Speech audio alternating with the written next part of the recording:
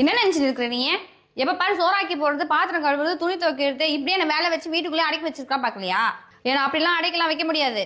உன்னை யார் அடைச்சி வச்சது? வீட்டு வேலை எல்லாத்தையும் நான் பார்த்துக்கிறேன், நீ வெளியே போய் வேலை செய்ய.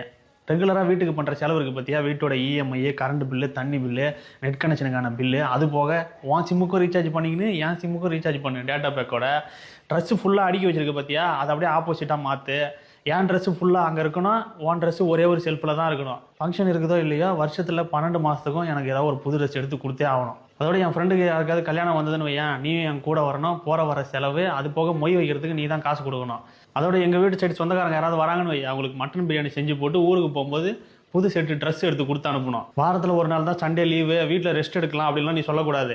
அன்றைக்கி ஒரு நாள் தான் எனக்கு ரெஸ்ட்டு கிடைக்கும், அதனால் என்னை வெளியே கூப்பிட்டு சுற்றணும் நாள் ஃபுல்லாக.